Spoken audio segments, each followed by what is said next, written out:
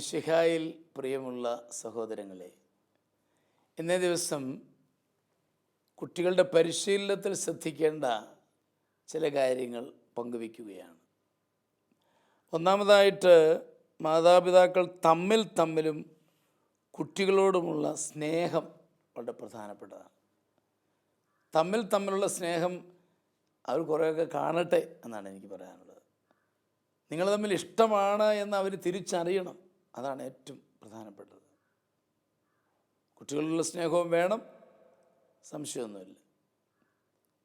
എനിക്ക് വളരെ സ്വാതന്ത്ര്യമുള്ള ഒരു അപ്പനും അമ്മയും എന്നെ ഒരു ചുമതല ഏൽപ്പിച്ചത് ഞാൻ ഓർക്കുന്നുണ്ട്. അവർക്കൊരു സംശയം, അവരുടെ മൂത്ത മോന് ഒരു പ്രേമമുണ്ടോ എന്നൊരു സംശയം. അവിടെ എന്നോട് ചോദിച്ചതൊന്ന് അറിയണം. ഞാൻ പറഞ്ഞു, അയ്യോ ഞാനെങ്ങനെയാണ് ചോദിക്കുന്നത്, അത് ഞങ്ങൾക്ക് ചോദിക്കാൻ ബുദ്ധിമുട്ടാണ്. എന്താ അങ്ങനെ സംശയം തോന്നാൻ കാരണം? അവൻ ഈയിടെയായിട്ടൊരു നൊവേനയ്ക്ക് പോകുന്നു. അവിടെ ഒരു പെൺകുട്ടിയായിട്ട് അടുപ്പമുണ്ട് തോന്നുന്നു. ഞാൻ ഏതായാലും അവരോടുള്ള സ്വാതന്ത്ര്യത്തെ ഇപ്പോൾ ചുമതല ഏറ്റെടുത്തു. ഞാനിവനെ വളരെ നയപരമായിട്ടൊക്കെ ഇരുത്തി, എടാ സ്വാതന്ത്ര്യം കൊണ്ടാകട്ടോടാ ഫീൽ ചെയ്തതെന്നൊക്കെ പറഞ്ഞ് ഞാൻ പതുക്കെ ഈ വിഷയം അവതരിപ്പിച്ചു. ഉടനെ അവൻ എന്നോട് പറയാ, ഈ എൻ്റെ അച്ഛന് ഞങ്ങളുടെ അപ്പനെ അമ്മയെ അറിയാൻ മേലെന്നും പിടി കിട്ടി. ഞാൻ പറഞ്ഞു, അറിയാൻ മേല? അച്ഛൻ അറിയാൻ മേല, അച്ഛൻ ചുമ്മാ കുടുംബ സുഹൃത്താണെന്ന് പറഞ്ഞ് നടക്കുക.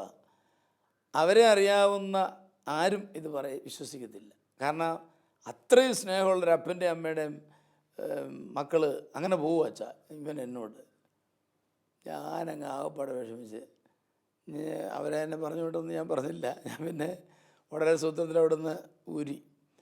അപ്പോൾ ഞാൻ പറഞ്ഞു വരുന്നത്, അവൻ പറഞ്ഞ ഇതാണ്, ഇത്രയും സ്നേഹമുള്ള ഒരപ്പൻ്റെ അമ്മയുടെയും മക്കളാരും അങ്ങനെ വേറെ സ്നേഹം തേടി പോകുകയലച്ചു. അവിടെ അച്ഛൻ സംശയിക്കണ്ട. ഞാൻ പിന്നോടൊരു നൊവേനയുടെ കാര്യം ചോദിച്ചു. അതെൻ്റെ അച്ഛാ, ഞാൻ ബികോമിന് പരീക്ഷ എഴുതിയിരിക്കുമല്ലേ, അതൊന്ന് കടന്നു പോകാൻ വേണ്ടി ഞാൻ നൊവേനയെല്ലാം പോകുന്നതെന്ന് പറഞ്ഞു. ഏതായാലും ഞാനവിടുന്ന് പിന്തിരിഞ്ഞ് ഞാൻ ഓർക്കുകയാണ്, അവൻ്റെ വാക്കുകൾ എന്നെ വളരെയേറെ സ്വാധീനിച്ചു. അത്രയും സ്നേഹമുള്ള ഒരപ്പൻ്റെ അമ്മയുടെ മോന് പോവുകയില്ല. ശരിയായിരുന്നു. പിന്നീട് അത് തെളിയിച്ചു, അങ്ങനൊരു ബന്ധമൊന്നും ഇല്ലായിരുന്നു എന്നുള്ളത് പിന്നീട് മനസ്സിലാക്കുവാൻ സാധിച്ചു.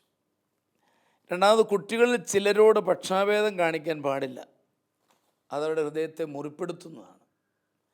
യാക്കോബ് 2:9 അത് അതേപടി പറഞ്ഞിട്ടുണ്ട്, നമുക്കറിയാം. അത് നമ്മൾ ഒഴിവാക്കേണ്ടതാണ്. എല്ലാവരെയും തുല്യരായി കരുതി സ്നേഹിക്കണം. ചിലപ്പോൾ അറിയാതെ ഒരു നാച്ചുറൽ ലൈക്ക്നെസ്സൊക്കെ ചിലരോട് വരും. ചിലർ മിടുക്കനാണ്, ചിലർ വെളുത്തതാണ്, ചിലർ കറുത്തതാണ്. ഇങ്ങനെയൊക്കെ ഉള്ളത് അറിയാതെ മനസ്സിൽ ചിലപ്പോൾ ഇതൊക്കെ വരാം. അത് നമ്മൾ ഒഴിവാക്കേണ്ടതാണ്. അങ്ങനെ വരുന്നത് പ്രത്യേകിച്ചും കുട്ടികളോടുള്ള ബന്ധത്തിൽ വളരെ കുറവാണ് എന്ന് പറയാൻ ഞാൻ ആഗ്രഹിക്കുകയാണ്. മൂന്നാമത്, കുട്ടികളെ നിരുത്സാഹപ്പെടുത്തരുത്. കൊളോസോസ് 3:21 അത് പറയുന്നുണ്ട്, അവരെ നിരുത്സാഹപ്പെടുത്തരുത്. പിതാക്കന്മാരെ, നിങ്ങൾ കുട്ടികളെ പ്രകോപിപ്പിക്കരുത്, പ്രകോപിപ്പിച്ചാൽ അവർ നിരുന്മേഷരാകും എന്നാണ് വചനം പറയുന്നത്. അതായത് ഞാൻ ഉദ്ദേശിച്ചത് കഴിവില്ല, കൊള്ളില്ല എന്നുള്ള പദങ്ങളൊക്കെ പ്രയോഗിക്കാതിരിക്കുക, അവരെ മനസ്സിലാക്കുക.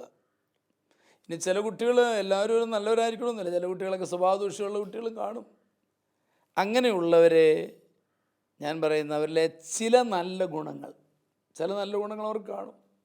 ആ ഗുണങ്ങൾ കണ്ടുപിടിച്ച് അവരെ പ്രോത്സാഹിപ്പിക്കണം. തിന്മയെ പ്രോത്സാഹിപ്പിക്കേണ്ട, നന്മയെ പ്രോത്സാഹിപ്പിക്കുക. അങ്ങനെ കുഞ്ഞുങ്ങളെ നന്നായിട്ട് വളർത്തിയെടുക്കുവാൻ നമുക്ക് കഴിയും. ഈ ചെറിയ ചിന്തകളോടെ നമുക്ക് ഇന്നത്തെ കത്തുകളിലേക്ക് കിടക്കാം. ഇന്നത്തെ കത്ത് ആരുടേതാണ്? ആദ്യത്തെ കായംകുളത്തുനിന്ന് മേരിയാണ് ഈ കത്തെഴുതുന്നത്. ഞാൻ വളരെ വിഷമത്തോടു കൂടിയാണ് ഈ കത്തെഴുതുന്നത്. 2 മക്കളുടെ അമ്മയായ ഞാൻ ഒരു അധ്യാപികയാണ്. ഞങ്ങളുടെ വിവാഹം കഴിഞ്ഞിട്ട് 23 വർഷമായി. ഭർത്താവിൻ്റെ വീട്ടിൽ നിന്നും യാതൊരു അവകാശവും കിട്ടിയിട്ടില്ല. എൻ്റെ വീട്ടിൽ നിന്ന് സ്ത്രീധനവും നല്ലൊരു വീടും വച്ചു തന്നു. എന്നാൽ എൻ്റെ ഭർത്താവിന് എപ്പോഴും സംശയമാണ്. ഞാനും എൻ്റെ അമ്മയും ഭർത്താവിൻ്റെ ഉയർച്ചയ്ക്ക് തടസ്സമായി നിൽക്കുന്നു എന്നാണ് പറയുന്നത്. അത് കേൾക്കുമ്പോൾ എനിക്ക് സഹിക്കാൻ പറ്റുന്നില്ല. കാരണം ഞാൻ എൻ്റെ ഭർത്താവിനെ അത്രയും അധികമായി സ്നേഹിക്കുന്നു. ഞാൻ കൂടുതൽ സ്നേഹം കാണിച്ചാൽ പറയും, നീ എനിക്കിട്ട് എന്ത് പണിയാണ് വെച്ചിരിക്കുന്നത് എന്ന്. എൻ്റെ നാശം കാണാൻ ആഗ്രഹിക്കുന്നവർക്കൊക്കെ ഞാൻ ഒരു പണി കൊടുക്കുന്നുണ്ട് എന്ന് പറയും. സ്വന്തം ഭർത്താവിൻ്റെ നാശം കാണാൻ ആഗ്രഹിക്കുന്ന ഭാര്യമാരുണ്ടോ അച്ഛാ? എനിക്കറിയാൻ പാടില്ല. എൻ്റെ ദൈവത്തോട് ഞാൻ ഒന്നേ പറയുന്നുള്ളൂ, ഇതൊന്ന് ബോധ്യപ്പെടുത്തി കൊടുക്കണം. ചിലപ്പോൾ മരിക്കണം എന്ന് വരെ തോന്നിയിട്ടുണ്ട്. അദ്ദേഹം മദ്യപിക്കുന്ന ആളാണ്. ഞാൻ വഴക്കു പറഞ്ഞാൽ എൻ്റെ അപ്പനും അമ്മയ്ക്കും പറയും. അതിനാൽ ഞാൻ ഇപ്പോൾ ഒന്നും മിണ്ടില്ല. ഈ സാഹചര്യത്തിൽ ഞാൻ എന്ത് ചെയ്യണമെന്ന് അച്ഛൻ ശാലോം ടിവിയിലൂടെ നിർദ്ദേശിക്കാമോ? ഞങ്ങൾക്ക് വേണ്ടി പ്രാർത്ഥിക്കാമോ? തീർച്ചയായിട്ടും മേരി, ഞങ്ങൾ പ്രാർത്ഥിക്കും, അത് ഉറപ്പ് തരികയാണ്. മേരി ഭർത്താവിനെ വളരെയേറെ സ്നേഹിച്ചിട്ടും അദ്ദേഹം അത് മനസ്സിലാക്കാതെ മുമ്പോട്ട് പോകുന്ന ഒരു സാഹചര്യം ഇവിടെയുണ്ട്. മേരി ഭർത്താവിൻ്റെ തിന്മ ആഗ്രഹിക്കുന്നുവെന്ന് പറയുമ്പോൾ ഉണ്ടാകുന്ന വിഷമം ഞാൻ തിരിച്ചറിയുന്നു. മേരി അമ്മയുമായി ഒത്തിരി കോണ്ടാക്റ്റ് ഉണ്ടോ എന്ന് ഞാനൊന്ന് ചോദിക്കുകയാണ്. എന്നെ നെഗറ്റീവായിട്ട് എടുക്കരുത്. നിങ്ങൾ തമ്മിൽ എപ്പോഴും ഇങ്ങനെ ഫോൺ വിളിയിലൂടെയൊക്കെ ഇങ്ങനെ ബന്ധപ്പെടുകയും സംസാരിക്കുകയൊക്കെ ഒത്തിരി ചെയ്യുന്നുണ്ടോ എന്നൊരു ചോദ്യം ഞാൻ ചോദിക്കുകയാണ്. കാരണം ഭർത്താവ് പറയുന്നത് നിങ്ങൾ രണ്ടും കൂടെ എനിക്കെതിരെ ഒരു ദുരാലോചനയാണ് എന്ന് പറയാൻ കാരണമായതുകൊണ്ട് ഞാൻ ചോദിച്ചതേ ഉള്ളൂ. നമ്മുടെ ചെറിയ കാര്യങ്ങൾ പോലും അമ്മ ഇടപെടുന്നതായിട്ട് വരുന്നുണ്ടെങ്കിൽ അതൊന്ന് കറക്റ്റ് ചെയ്യേണ്ടതാണ് കേട്ടോ. കാരണം ചെറിയ കാര്യം ഇവിടെ എന്തെങ്കിലും നടന്ന് ഒരു ഉദാഹരണമാണ്, തുമ്മി ഉടനെ നമ്മളുടനെ വിവരം അറിയിക്കുന്നു. ഇന്ന് ഭർത്താവ് തുമ്മി, ഉടനെ അമ്മ അതിനെപ്പറ്റി ഒരു കമൻറ്റ് ഇങ്ങോട്ട് പറയുന്നു. അങ്ങനെയുള്ള ഒരു അനുഭവം ഉണ്ടോ എനിക്കറിഞ്ഞുകൂടാ. അമ്മ വിളിക്കുമ്പോൾ 2 പേരോട് സംസാരിക്കുന്നതാണ് നല്ലത്. ഇപ്പം മോളോട് സംസാരിച്ച് കഴിയുമ്പം ഭർത്താവിനും കൂടെ കൊടുക്കുക, പുള്ളിയോട് സംസാരിക്കണം. അങ്ങനെ 2 പേരോട് സംസാരിക്കുമ്പോൾ അതിന് വ്യത്യാസം വരികയാണ്, അത് നല്ലതാണ്. പിന്നെ ഒരുപക്ഷെ എല്ലാ സമ്പത്തും മേരിയുടെ വീട്ടിൽ നിന്നാകുമ്പോൾ ഒരു ചെറിയ കോംപ്ലക്സ് അദ്ദേഹത്തിനുണ്ടോ എന്ന് ഞാൻ സംശയിക്കുന്നു. കാരണം വീട് വെച്ച് കൊടുത്തു, എല്ലാം വേറെ അദ്ദേഹത്തിന് വീട്ടിൽ നിന്നും കിട്ടിയിട്ടുമില്ല. ഇങ്ങനെയുള്ള പ്രശ്നം അതിനകത്ത് സൂചിപ്പിച്ചതുകൊണ്ടാണ് ഞാൻ പറഞ്ഞത്. അതൊരു പക്ഷേ അദ്ദേഹത്തിനൊരു കോംപ്ലക്സ് ആയിട്ട് മാറിയിട്ടുണ്ടോ എന്ന് എനിക്കൊരു സംശയം. അത് പരിശോധിക്കേണ്ടതുണ്ട്. മേരിയുടെ സ്നേഹം അദ്ദേഹത്തിന് ബോധ്യപ്പെടും, അതിൽ സംശയിക്കേണ്ട. അതുകൊണ്ട് മരിക്കുന്നത് ഒരിക്കലും ഒരു പരിഹാരമല്ല. മരിച്ചാലോ എന്ന് ആലോചിച്ചിട്ട് കാര്യമില്ല, അതില്ല പരിഹാരം. റോമ 14:7-8 വാക്യങ്ങൾ എനിക്കറിയാമായിരിക്കണം. ജീവിക്കുന്നതും മരിക്കുന്നതും നമുക്ക് വേണ്ടിയല്ല, ദൈവത്തിന് വേണ്ടിയാണ്. നമ്മുടെ ജീവിതം നാം ദൈവത്തോട് കടപ്പെട്ടിരിക്കുന്നു. It's A mere gift. അത് നമുക്കെടുത്ത് പ്രയോഗിക്കാൻ നിവൃത്തിയില്ല. എനിക്ക് തോന്നുമ്പോൾ ഞാനത് ഒഴിവാക്കുന്നു എന്ന് വരാൻ പറ്റുകയില്ല. അതുകൊണ്ട് മേരിയോട് എനിക്ക് പറയാനുള്ളത്, നിരാശപ്പെടരുത്, ദൈവത്തിൽ ശരണം വയ്ക്കുക. മദ്യപാനം തീർച്ചയായിട്ടും നാശമാണ്, അത് മാറണം. ഇതെല്ലാം വെച്ച് നോക്കുമ്പോൾ അദ്ദേഹത്തിന് എല്ലാം കൊണ്ടും ഒരു ഇൻഫീരിയോറിറ്റി കോംപ്ലക്സ് ഉണ്ടോ എന്നെനിക്ക് സംശയമുണ്ട്. കാരണം ഈ തിന്മയുണ്ട്, അതുപോലെ ഇപ്പോൾ ഒന്നുമില്ല, ഇങ്ങനെയുള്ളതെല്ലാം കൊണ്ട് ഒരു പ്രശ്നമായിട്ട് തന്നെ എനിക്ക് തോന്നുന്നത്. ആകയാൽ എനിക്ക് പറയാനുള്ളത്, കുറച്ചുകൂടി അംഗീകാരം കൊടുത്ത് സ്നേഹിക്കാൻ പരിശ്രമിക്കുക. ഈ സ്വത്തിൻ്റെ കാര്യമൊന്നും പറയരുതിന്, എൻ്റെ വീട്ടിൽ നിന്ന് കൊണ്ടുവന്നല്ല, ഒന്നും പറയാൻ പാടില്ല. കുറച്ചുകൂടി അംഗീകാരം കൊടുത്ത് സ്നേഹിക്കാനായിട്ട് പരിശ്രമിക്കുക. കൊളോസോസ് 3:18 പറയുന്നുണ്ടല്ലോ, ഭാര്യമാരെ നിങ്ങൾ കർത്താവിന് യോഗ്യമായ വിധം ഭർത്താക്കന്മാർക്ക് വിധേയരായിരിക്കും എന്ന് പറഞ്ഞാൽ അത് കൂടുതൽ പൗലോസിലേക്ക് പറയാൻ പറ്റത്തില്ലല്ലോ. കർത്താവിന് യോഗ്യമായ വിധം നമ്മൾ തീർച്ചയായിട്ടും വിധേയമാകണം. സാധിക്കുന്ന 2 പേരും കൂടെ ഒരു മാരേജ് കൗൺസിലിംഗ് ഞാൻ റെക്കമെൻഡ് ചെയ്യുകയാണ്. നല്ലതാണ്, ഒന്ന് മനസ്സിലാക്കാൻ വേണ്ടിയാണ്.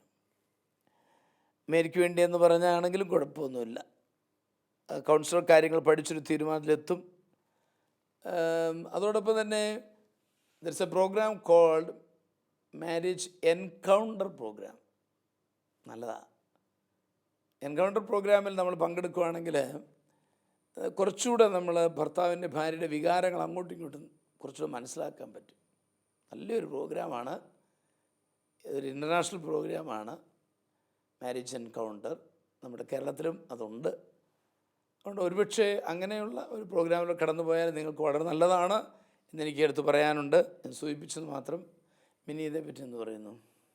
ഈ കത്ത് വായിച്ചതിൽ നിന്ന് മനസ്സിലാക്കാൻ സാധിക്കുന്നത് ഭർത്താവിനെ വളരെയധികം സ്നേഹിക്കുന്ന ഒരു ഭാര്യയാണ് കാണുന്നത്. അപ്പോൾ ഈ ഭർത്താവിൻ്റെ വീട്ടിൽ നിന്ന് കിട്ടാത്ത ഷെയറിൻ്റെയും ഭർത്താവിന് ജോലി എന്ന അങ്ങനത്തെ ആ സാമ്പത്തിക മേഖലയെ പറ്റി ഒന്നും പറയുന്നില്ല ഭർത്താവിൻ്റെ. അപ്പോൾ ഈ മേരി ഒരു ടീച്ചറാണെന്ന് പറയുന്നുണ്ട്. മേരിയുടെ വീട്ടിൽ നിന്ന് സ്ത്രീധനം കിട്ടി, നല്ല വീട് കിട്ടി. ഇപ്പം ഒരു സാമ്പത്തികമായ എല്ലാ നിലയിലും ഈ മേരിയാണ് ഉയർന്നു നിൽക്കുന്നുള്ള ഒരു തോന്നലായി കത്തിൽ നിന്ന് കാണുന്നത്. ഭർത്താവിൻ്റെ വരുമാനത്തെ പറ്റിയോ ജോലിയെ പറ്റിയോ ഒന്നും ഇതിനകത്ത് സൂചിപ്പിക്കുന്നില്ല.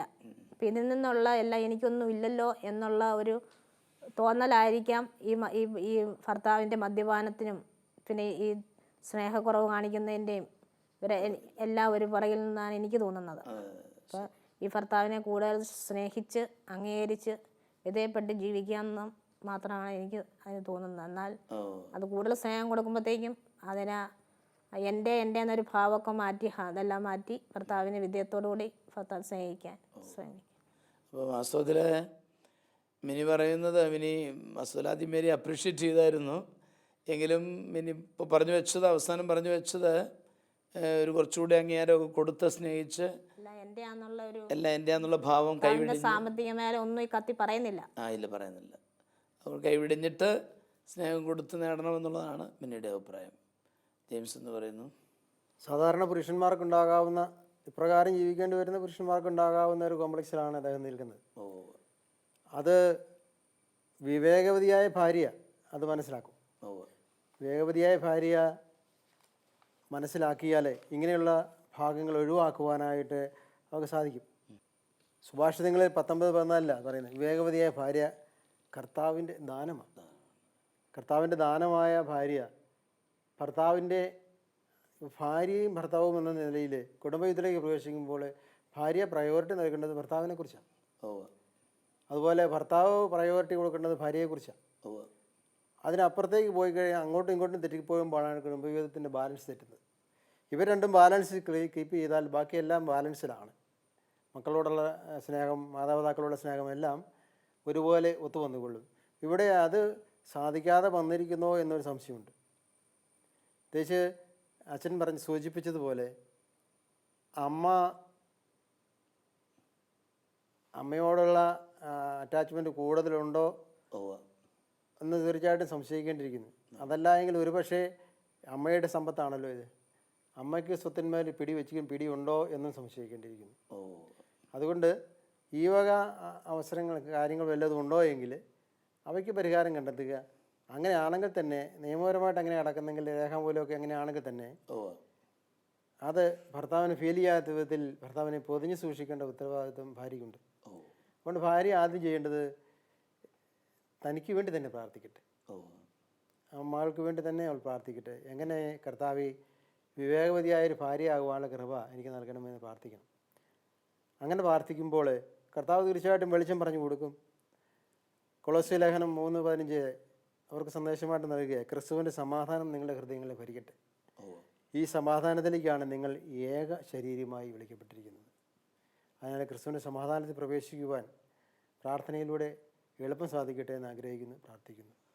ജെയിംസിൻ്റെ അഭിപ്രായത്തിൽ സ്വയം പ്രാർത്ഥിക്കുക മേരിയുടെ ജീവിതത്തിൽ എന്നുള്ളതാണ് പ്രധാനമായിട്ടും പറഞ്ഞത്. അതോടൊപ്പം തന്നെ കുടുംബത്തിന് വേണ്ടി പ്രാർത്ഥിച്ച് രക്ഷയിലേക്ക് കടന്നു വരിക എന്നാണ്. നമുക്ക് അടുത്ത കത്തിലേക്ക് കിടക്കാം അല്ലേ? അച്ഛാ, ഈ കത്ത് പാലായിൽ നിന്നും മോളിയാണ് എഴുതുന്നത്. ഞങ്ങളുടെ മകൻ ബാംഗ്ലൂരിൽ നല്ലൊരു കമ്പനിയിൽ ജോലി ചെയ്യുകയാണ്. അവന് വിവാഹപ്രായമായി. അവൻ ഒരു പെൺകുട്ടിയെ പരിചയപ്പെട്ടു. നേഴ്സായി അവിടെ തന്നെ ജോലി ചെയ്യുകയാണ്. സാധാരണയുള്ള എല്ലാ ചാബല്യങ്ങളിൽ നിന്നും ഒഴിഞ്ഞു മാറി നിൽക്കുന്ന അവന് ആ പെൺകുട്ടിയുടെ സ്വഭാവ സവിശേഷത വളരെ ഇഷ്ടമായി. അന്യസമുദായത്തിലുള്ള ആ പെൺകുട്ടിക്ക് വലിയ സൗന്ദര്യമോ സമ്പത്തോ ഉള്ളതല്ല. ഞങ്ങൾ അവനെ പിന്തിരിപ്പിക്കാൻ നോക്കി, പക്ഷേ രക്ഷയില്ല. അവൾ മുൻപേ തന്നെ ഈശോയെ വളരെയധികം സ്നേഹിക്കുന്ന ഒരു കുട്ടിയാണ്. അവൾക്ക് സ്നാനം സ്വീകരിച്ച് ഒരു ക്രിസ്ത്യാനിയാകുവാൻ വളരെയേറെ ആഗ്രഹമാണ്. അവളുടെ കുടുംബത്തിനും സുഹൃത്തുക്കൾക്കും അവളെ അറിയാവുന്ന എല്ലാവർക്കും ഇത് സന്തോഷമാണ്.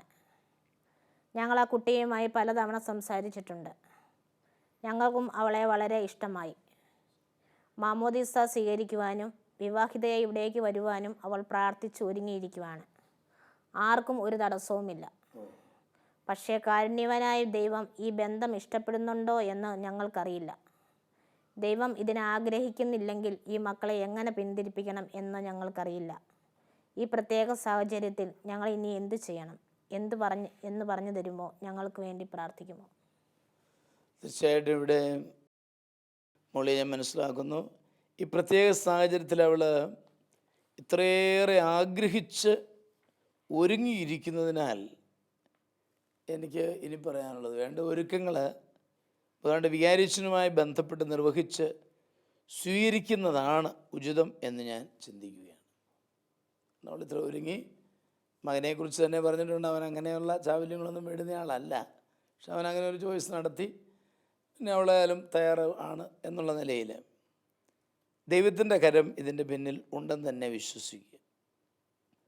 പ്രഭാഷകൻ 39:19 പറയുന്നുണ്ട്, മർത്യൻ്റെ പ്രവൃത്തികൾ അവിടുന്ന് കാണുന്നു, അവിടുത്തെ ദൃഷ്ടിയിൽ ഒന്നും മറഞ്ഞിരിക്കുന്നില്ല.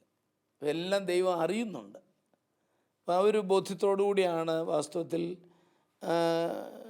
ഇവിടെ നീങ്ങുന്നത് എന്നാണ് ഞാൻ കരുതുന്നത്. അതിനുള്ള സാഹചര്യവും ഒരുക്കി തന്നല്ലോ, എല്ലാം പോസിറ്റീവായിട്ടൊക്കെ തന്നു. ഇനി മുൻപോട്ട് തന്നെ പോവുക എന്നാണ് എനിക്ക് പറയാനുള്ളത്. അവളുടെ നാട്ടിലെ അടുത്തുള്ള കത്തോലിക്ക പള്ളിയുമായി ബന്ധപ്പെട്ട് വേണ്ട പരിശീലനം സ്വീകരിച്ച് അവൾ അവിടെ ഇടവക ചേരണം. അതാണ് ചെയ്യേണ്ടത്. അത് ആലോചിച്ചിട്ട് അത് ചെയ്യുക. നമ്മുടെ ബഹുമാനയുടെ വികാരിച്ചനുമായി ഇതെല്ലാം ഷെയർ ചെയ്യണം. ഒന്നും ഒളിച്ചു വയ്ക്കരുത്. ഇന്ന കാര്യങ്ങളൊക്കെ ഉണ്ട് എന്നുള്ളത് ഷെയർ ചെയ്യുക. തുടർന്ന് അച്ഛന്മാർ തരുന്ന നിർദ്ദേശങ്ങൾ സ്വീകരിച്ച് കാര്യങ്ങൾ മുന്നോട്ട് കൊണ്ടുപോകണം. നമുക്കറിയാം 1 യോഹന്നാൻ 4:6 പറയുന്നുണ്ട്, ദൈവത്തെ അറിയുന്നവൻ സഭയുടെ വാക്ക് ശ്രവിക്കുന്നു. വിശുദ്ധ മെത്രാന യോഹന്നാൻ പറഞ്ഞതാണ്, ദൈവത്തെ അറിയാത്തവൻ സഭയുടെ വാക്ക് ശ്രവിക്കുന്നില്ല. അപ്പോൾ അതുകൊണ്ട് സഭയോട് ചോദിക്കാതെ ഞാൻ വാസ്തവത്തിൽ പറയുന്നതാണ്. അച്ഛന്മാരുമായി ബന്ധപ്പെട്ട് അവർ നിർദ്ദേശങ്ങളൊക്കെ തരും, അതനുസരിച്ച് ഭംഗിയായിട്ട് പോവുക. അവരിലൂടെ ദൈവഹിതം വെളിപ്പെടുത്തപ്പെടും. എല്ലാം ഭംഗിയാകുവാനായിട്ട് ഞങ്ങൾ പ്രാർത്ഥിക്കാം. മോളിയുടെയും കുടുംബത്തിൻ്റെയും ദൈവിക വിചാരം ഞാൻ തിരിച്ചറിയുന്നു. ആ കാര്യത്തിനും അതുപോലെ തന്നെ കത്തെഴുതിയതിനും പ്രത്യേകമായിട്ട് മോളിയോടും കുടുംബാംഗങ്ങളോടും നന്ദി പറയുകയാണ്. ജെയിംസ് എന്നാണ് അതിനെപ്പറ്റി പറയുന്നത്. നമ്മുടെ സഹോദരി മോളി തൻ്റെ മകനെക്കുറിച്ച് ഒത്തിരി പ്രതീക്ഷയുള്ള ഒരമ്മയാണ്. പ്രത്യേകിച്ച് പറയുന്ന അവന് ലോകത്തിൻ്റെതായ ആധുനികമായ ഒരു ചാബല്യങ്ങളും അവനിലില്ല. അങ്ങനെയുള്ള ഒരു വ്യക്തിയെ ഒരു ജീവിതം തിരഞ്ഞെടുക്കുമ്പോൾ സ്വാഭാവികമായിട്ടും ഒരമ്മയ്ക്കുണ്ടാകാവുന്ന ഉത്കണ്ഠയാണ് ഈ എഴുത്തിലൂടെ പ്രകടിപ്പിച്ചിരിക്കുന്നത്. പ്രത്യേകിച്ച് ഒന്ന്, അവളെ ഒരു അന്യ മതസ്ഥയാണ്, അത് അസ്വസ്ഥത ഉണ്ടാക്കുന്നതാണ് തീർച്ചയായിട്ടും. 2, അവൾക്ക് വലിയ സൗന്ദര്യമൊന്നുമില്ല എന്ന് പറയുന്നുണ്ട്. അപ്പോൾ അന്യമതസ്ഥ എന്ന് പറയുമ്പോൾ ഇപ്പോൾ ശരിക്കും പറഞ്ഞു കഴിഞ്ഞാൽ ആ മകള് ഹൃദയം കൊണ്ട് യേശുവിനെ നാഥനും കർത്താവുമായി സ്വീകരിച്ചവളാണ് എന്നാണ് എഴുത്തിൽ നിന്ന് മനസ്സിലാക്കാൻ കഴിയുന്നത്. അപ്പോൾ ഇനി അതിന് തടസ്സമായി നിൽക്കുന്നത്, അല്ലെങ്കിൽ അതിൻ്റെ വഴികൾ എന്ന് പറഞ്ഞാൽ സഭയുമായിട്ടുള്ള ബന്ധമാണ്. സഭാധികാരികളെ കാണുക, അതിന് ബന്ധപ്പെട്ട വ്യക്തികൾ ആരാണോ, ഏത് ഇടവകയിലാണോ, ഏത് വികാരിച്ചനാണോ, അവിടെയാണോ വ്യക്തി വികാരിച്ചനെ കണ്ടിട്ട് വികാരിച്ചൻ്റെ ഒപ്പീനിയനും കൂടെ സ്വീകരിച്ചതിന് ശേഷം വികാരിച്ചനെതിരെ നിൽക്കുകയില്ലെന്നാണ് എൻ്റെ വിശ്വാസം. അപ്പോൾ പ്രത്യേകിച്ച് പറയുന്നതെന്ന് വെച്ച് കഴിഞ്ഞാൽ ആ പെൺകുട്ടിയുടെ വീട്ടുകാർക്കും എതിരില്ല. അപ്പോൾ ഇവിടെ ഒരു ക്ലാഷിൻ്റെ പ്രശ്നമില്ല. പിന്നെ സൗന്ദര്യത്തിൻ്റെ പ്രശ്നമേ ഇവിടെ പറയുന്നുള്ളൂ. ഇവിടെ പത്രോസിലിയ പറയുന്നുണ്ട്, ബാഹ്യമോടികളായി പിന്നെയും മുടിയോ സ്വർണ്ണ ആഭരണമോ വിശേഷ വസ്ത്രങ്ങളോ അല്ല നിങ്ങളുടെ അലങ്കാരം, പിന്നെയോ ദൈവസന്നിധിയിലെ വിശിഷ്ടമായ സാമ്യവും ശാന്തവുമായ ആത്മാവാകുന്ന അനശ്വര രത്നമണിഞ്ഞ ആന്തരിക വ്യക്തിത്വമാണ്. ഈ ആന്തരിക വ്യക്തിത്വം ഈ മകൾക്കുണ്ട് എന്നാണ് എഴുത്തിൽ നിന്ന് മനസ്സിലാക്കാൻ കഴിയുന്നത്. ഈ ഇത്രമാത്രം ദൈവം ഇണക്കി വച്ചിരിക്കുന്ന, അല്ലെങ്കിൽ സൂട്ടബിളായി മുമ്പിൽ കൂടെ നിർത്തിയിരിക്കുന്ന ഒരു മകളെ സ്വീകരിക്കുന്നതിനകത്ത് വിമുഖത കാണിക്കേണ്ട ആവശ്യമില്ല എന്നാണ് എൻ്റെ എളിയ അഭിപ്രായം. തീർച്ചയായിട്ടും അത് യോജിച്ചൊരു ബന്ധമാണ്. എല്ലാം കാര്യം കർത്താവ് ഒരുക്കിയിട്ടുണ്ട്.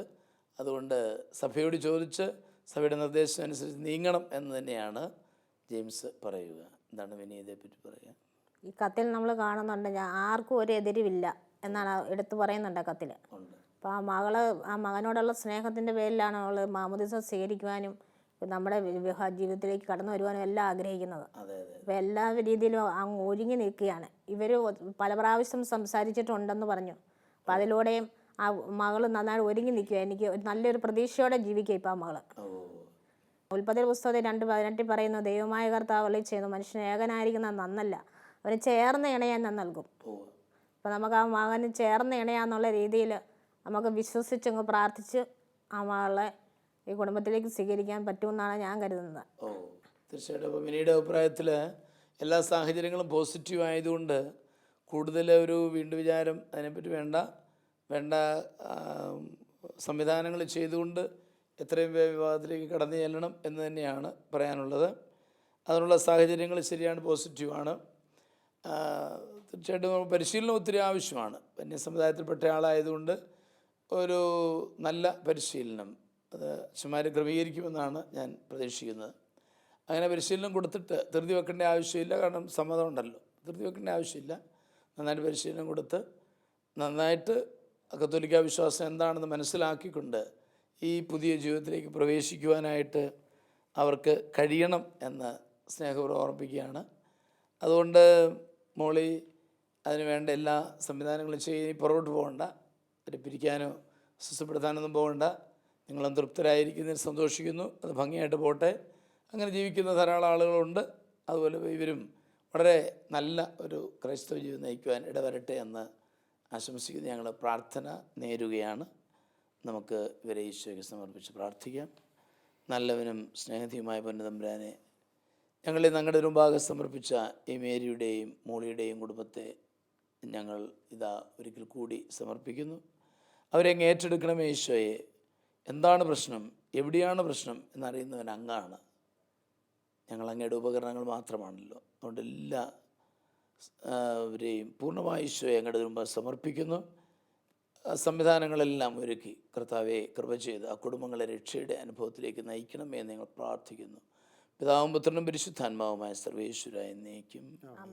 ഈ പ്രോഗ്രാമിലേക്ക് കത്തുകളും അഭിപ്രായങ്ങളും അയക്കേണ്ട വിലാസം: to the producer, family counselling, Shalom television, Peruvannamuzhi PO, Kozhikode 673-528. Email info@shalomtelevision.com.